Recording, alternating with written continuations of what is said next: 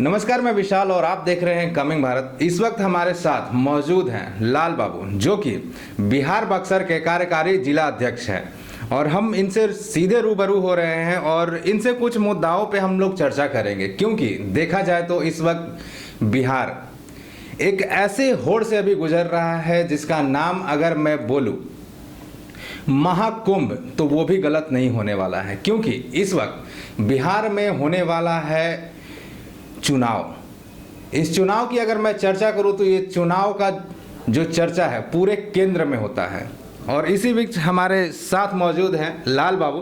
तो सबसे पहले आपका स्वागत है। धन्यवाद। जैसे कि मैंने सुना क्या है, हर लोग जानते हैं आपके बारे में, बहुत सारे लोग जानते हैं आप आरजेडी से हैं और देखा जाए तो कहीं ना कहीं आरजेडी का बहुत चर्चा है। इस विषय पे चर्चा अगर मैं बात करूं तो बहुत सारे मुद्दाओं को लेकर है। मैं आपसे जानना चाहता हूं, आप आरजेडी से हैं तो आरजेडी इस बार आगामी चुनाव यानी 2020 विधानसभा में किस तरह की अहम भूमिका के रूप में आगे आएगी? आरजेडी 2020 के चुनाव में अपना परचम लहराएगी जी। और जो 15 साल का नीतीश कुमार जी का जी कार्यकाल रहा है, यह कार्यकाल कुशासन बाबू के नाम से जाना जाएगा।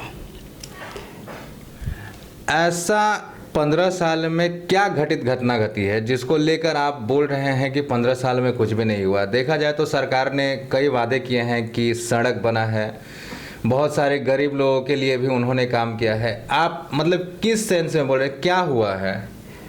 आप देखिए, नीतीश बाबू विकास के मुद्दे पर जी बिहार के सत्ता संभाले थे जी। इनका मेन यही था, भ्रष्टाचार से हम समझौता नहीं करेंगे। लेकिन आप देखिए कि 15 साल में बिहार में विकास के नाम पर एक भी काम गिना दीजिए, जैसे शिक्षा, स्वास्थ्य, कृषि, रोड, पुलिया, जो आप देख रहे हैं कि जो पुलिया अभी शिलान्यास नहीं हुआ और तब तक वह पुलिया ढह गया, समाप्त हो गया। अच्छा। उसका अप्रोच रोड खत्म हो गया जी। तो यह विकास का नमूना है। आप देख रहे हैं कि लोग नहीं, सब लोग कहते हैं कि बच्चे देश के भविष्य होते हैं। जी। देश के भविष्य होता है। आज भविष्य को संवारने वाले लोगों को अपनी मांग लेकर जब लोग रोड आते हैं आपके पास, तो जैसा कि लगता है कि चंबल का दुर्दांत डकैत आ गया है आपसे मांग मांगने के लिए, उस तरह से आप शिक्षकों को पानी के बौछार, लाठियों का बौछार से आप उन लोगों का स्वागत करते हैं। आप देखिए, शिक्षा में देख लीजिए, जो हमारे राष्ट्रीय जनता दल के राष्ट्रीय अध्यक्ष माननीय लालू प्रसाद यादव जी ने जो शिक्षक बहाल किए थे जी। वही शिक्षक आज बिहार का कार्यकाल संभाल रहे हैं। न तो ये जो शिक्षक बहाल किए हैं, जितना बहाल किए हैं, अब देख लीजिए क्या दुर्गति है। तो मतलब कहीं ना कहीं आप जो वर्तमान की जो सरकार है उससे आप नाराज हैं? निश्चित नाराज हैं जी। क्योंकि कोई कार्य नहीं किए। अच्छा, बट सरकार ने तो कई दावाएं की है कि मैंने ये करा है, मैंने वो करा है, बहुत सारे चीज़ का उन्होंने दावा भी किया है। जैसे कि आप बता रहे हैं, पुल पुलिया का निर्माण भी बहुत सारा किया है, बहुत गरीब लोगों के लिए भी उन्होंने कुछ किया है। क्या ये सब गलत है क्या? बिल्कुल गलत है। इन लोगों का नारा था बेटी पढ़ाओ बेटी बचाओ। जी। आपने देखा मुजफ्फरपुर का घटना, क्या स्थिति है मुजफ्फरपुर का? सारे बच्चियाँ त्राहिमाम बोल गई, सब लोगों के साथ मैंने जो अनैतिक कार्य हुआ, इनको शर्म अगर रहता माननीय मुख्यमंत्री जी को, और नैतिकता की जो बात ही करते हैं, अगर इनके पास नैतिकता बच्चा होता तो ये स्वयं रिजाइन दे देते। क्या लग रहा है इस बार 2020 का चुनाव है, इस बार जदयू का क्या हाल होने वाला है? जैसे कि आप बता रहे हैं नाखुश हैं, तो और भी लोग नाखुश होंगे, तो क्या लग रहा है इस बार 2020 में क्या हश्र होगा? जदयू कुछ है ही नहीं। अच्छा। जदयू क्या है? जदयू स्टेपनी है। लड़ाई हमको बीजेपी से है, जदयू से कहाँ है? बताया जा रहा है कि डबल इंजन की सरकार है। हाँ, तो कहीं ना कहीं देखा जाए तो एक इंजन से काम चले या ना चले, दूसरा इंजन उसको लेकर चलता है। इस पर आप मुकाबला करेंगे? डबल इंजन से आप कैसे मुकाबला करेंगे? डबल इंजन से हमको मुकाबला नहीं करना है जी। डबल इंजन अपने कुकृतियों के कारण अच्छा, स्वयं ध्वस्त हो जाएगा, और हो गया है। कैसे लग रहा है आपको कि ध्वस्त हो जाएगा? कोई काज नहीं हुआ, कोई जनता के हित में फैसला नहीं हुआ, कोई नौकरियां बेरोजगारों को नौकरी नहीं दी गई। इनके एनडीए के जो और देश के जो प्रधानमंत्री हैं जी, हर साल बोले थे, अपने चुनावी वादों में कहे थे कि हर साल हम 2 करोड़ की नौकरियां देंगे। जी। 2 नौकरियां दे पाए क्या प्रधानमंत्री जी?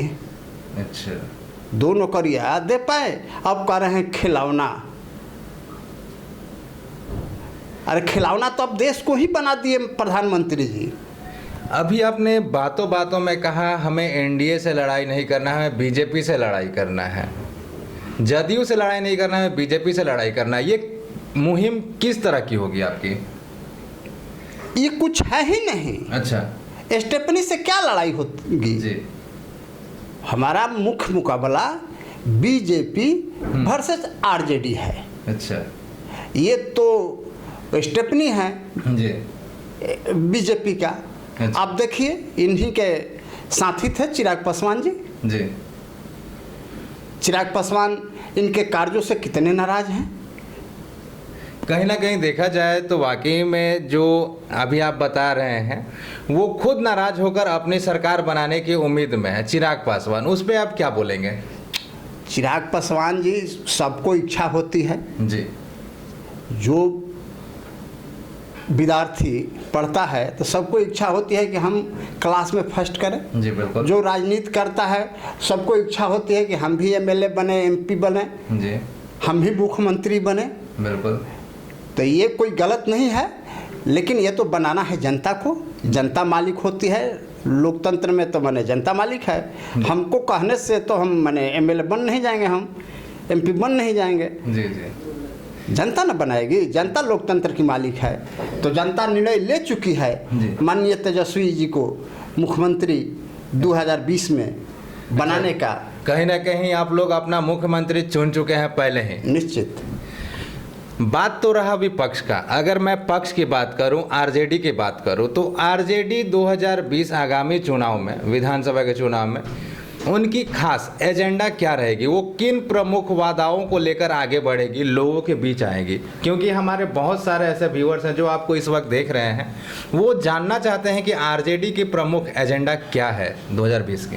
देखिए, प्रमुख एजेंडा बेरोजगारी, जी।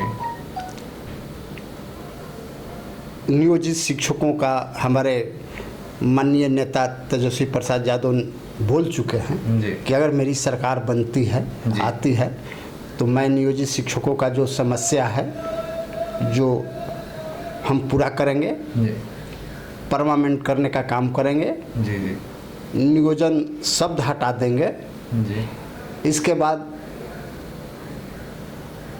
शिक्षा पर हम काम करेंगे, क्योंकि शिक्षा, स्वास्थ्य, जी, कृषि, यह 3 चीज मुद्दा ऐसा है कि इससे सारे लोग जुड़े हुए हैं। बिल्कुल।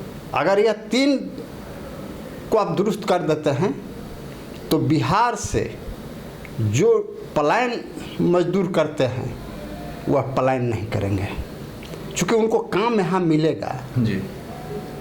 तो क्यों जाएंगे दूर दराज, बाल बच्चा छोड़कर, घर परिवार छोड़कर? आपने देखा लॉकडाउन में क्या उन लोगों को हर्ष हुआ? हमारा नेता चिल्लाते रह गए कि प्रवासी मजदूरों को वापस बुलाया जाए, लेकिन नीतीश कुमार अड़े रहे। हमारा नेता ने बस देने का काम किए, ट्रेन का भाड़ा देने के लिए काम किए। बहुत हो हल्ला मचाने पर नीतीश कुमार मजबूर होकर जी। बिहार प्रवासियों को वापस बुलाने का काम किया गया। अभी आपने बिहार प्रवासियों को लेकर बात किया। हमने अभी बहुत सारे क्षेत्र घूम रहे हैं, हमारी टीम बहुत क्षेत्र घूम रहा है, और क्षेत्र में घूमने के बाद एक बात उभर कर सामने आ रही है, प्रवासी मजदूर आपने कहा तो हमें याद आई ये बात कि नीतीश सरकार जो कि अभी मौजूदा सरकार है बिहार की, उन्होंने वादे किए थे कि जो भी प्रवासी मजदूर बाहर से आए हैं उन्हें 1,000 रुपया और अनाज दिया जाएगा। यह बात कहाँ तक सही है? यह बात बिल्कुल गलत है। यह अच्छा। धरातल पर नहीं उतर पाया। जी नीतीश जी के आमला जामला चुनावी खर्चा के लिए इसको अपना यूज कर ले, अच्छा, लेकिन प्रवासी मजदूरों को 1 रुपया का नसीब नहीं हुआ। वह बोले थे कि हम मनरेगा में काम देंगे, जी, लेकिन कितने मजदूर को मनरेगा में काम मिला? आज देख लीजिए, बाहर के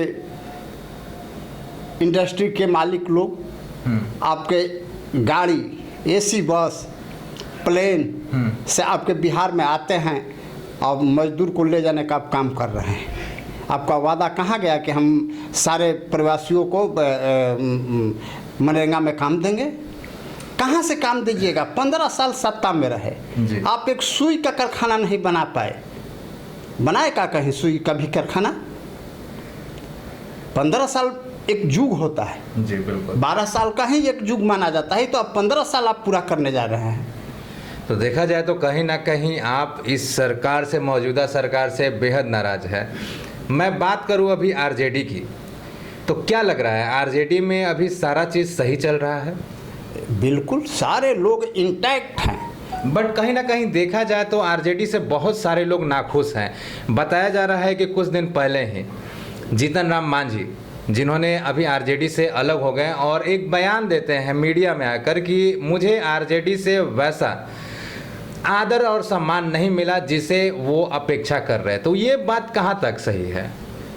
जब हम स्वार्थ में लीन हो जाएंगे जी, तो आप हमको कितना हो प्यार दुलार दीजिएगा, जब, लेकिन मेरा तो व्यू दूसरा है। जी, तो माननीय पूर्व मुख्यमंत्री जीतन राम मांझी जी वही है। इनका राजनीति दलितों के लिए नहीं करते हैं, जी, राजनीति दलितों के लिए नहीं करते हैं, अच्छा, ही अपना परिवार को लिए राजनीति करते हैं। देखिए, कहते हैं कि हमको मान सम्मान नहीं मिला। जी, ये हम पार्टी के इकलौता एमएलए हैं। आप जानते हैं इनके बेटा को हमारे राष्ट्रीय अध्यक्ष जी ने एमएलसी बनाने का काम किया। जी, एक एमएलसी बनने के लिए कितने एमएलए की ज़रूरत होती है? कम से कम 25-30 एमएलए की ज़रूरत होती है, जैसा मैंने थी होता है। जी, जी बिल्कुल। लेकिन इनके पास कितने वोट थे? एक नॉमिनेशन इनका बेटा नहीं कर पाता, चूँकि प्रस्ताव के समर्थक एमएलए ही होते हैं। तो प्रस्ताव के समर्थक नहीं रहते तो चुनाव कहाँ से लड़ जाते हैं, कहाँ नॉमिनेशन होता है? लालू यादव ने मान सम्मान देने का जीतन राम मांझी का काम किया और अपने कमिटमेंट के अनुसार लालू यादव ने इनके बेटे को एमएलसी बनाने का काम किया। और जितना मान सम्मान राष्ट्रीय जनता दल में आदरणीय जीतन राम मांझी जी को मिला, हम समझते हैं कि जहाँ से आए थे हमारे यहाँ, फिर पुनः वहीं गए हैं। ऐसा घर में गए हैं कि बलि का बकरा बन गए। अब कल हम एक बयान देख रहे थे जीतन राम मांझी जी का। जी, अब चिराग पासवान पर और रामविलास पासवान पर बोले हैं। अच्छा, तो अब तो इनको नीतीश कुमार मोहरा बनाकर जी, दलितों में बांटने का काम कर रहे हैं। जैसा कि कुछ साल पहले हमने देखा था कि इन्हें मुख्यमंत्री बनाया जाता है और मुख्यमंत्री बनाने के कुछ ही दिन बाद इन्हें इस्तीफा देने पे मजबूर किया जाता है। वही स्थिति कल भी होगा इनको। अच्छा, मतलब कि कहीं ना कहीं आप इनका भविष्यवाणी करते हैं कि ये स्थिति जो पहले हो चुकी है दोबारा इनके साथ होने की संभावना है? होने की संभावना नहीं जी, पूर्ण हम लोगों को विश्वास है कि ठगे जाएंगे। अच्छा, मतलब कहीं ना कहीं आपको लग रहा है कि नीतीश कुमार जो इस बार खेल खेल रहे हैं, कहीं ना कहीं ये जीतन राम मांझी जो है नीतीश कुमार के एक मोहरे के तौर पे उभर कर आ रहे हैं? जी जी, मोहरा बनाया गया और कुछ नहीं। कुछ अभी हमारे बहुत सारे व्यूवर्स आपको देख रहे हैं, कुछ शब्द जो आप अपने व्यूवर्स को देना चाहते हैं अपने आरजेडी के तरफ से, वो शब्द क्या होंगे? हम तो उन लोगों को यही कहेंगे कि जो लोग आरजेडी से अभी तक नहीं जुड़े हैं जी। वो लोग जुड़े। जो प्रोपगंडा लोग फैलाते हैं कि आरजेडी MY माने मुस्लिम जादों का पार्टी है। अच्छा। लेकिन हमारा नेता ने सिद्ध कर दिया कि MY का नहीं, XYZ का ये पार्टी है। अच्छा, बात समझे ना। जी, जी। यहाँ न बैकवर्ड है न फॉरवर्ड है, सारे लोग एक साथ हैं, ऊंच नीच का कोई भेदभाव नहीं। आप देख लीजिए हमारे दल में जो जिला स्तर से जो चुनाव शुरू हुआ, सारे चुनावों में आरक्षण के तहत चुनाव कराया गया। जी। वो चाहे वो आरक्षण में चाहे जिस जाति के लोगों के नाम से चला जाए। जी बिल्कुल। तो जैसा कि देखा जाए कि बहुत सारी नाराज़गी है, जैसे आपकी नाराज़गी है वैसे बहुत सारे लोगों की नाराज़गी हुई है। ठीक है, इसके लिए बहुत बहुत धन्यवाद जो आपने अपना कीमती समय दिया। बहरहाल जैसा कि आपने देखा कि इस वक्त हमारे साथ लाल बाबू मौजूद थे, जिनका गुस्सा कहीं ना कहीं आगामी जो अभी सरकार मौजूदा सरकार है उनसे कहीं ज़्यादा है, क्योंकि उन्होंने जो भी वायदे किए थे सारे ध्वस्त हो चुके हैं, सारे कागज़ों पे दिखते हैं, धरातल पर देखने को नहीं मिलता है। बहरहाल ऐसा ही छोटे बड़े खबरों के लिए बने रहे हमारे चैनल के साथ। और हाँ, अभी तक आपने हमारे चैनल को लाइक शेयर और सब्सक्राइब नहीं किया हो तो जल्द से जल्द कर ले। धन्यवाद। धन्यवाद आपका।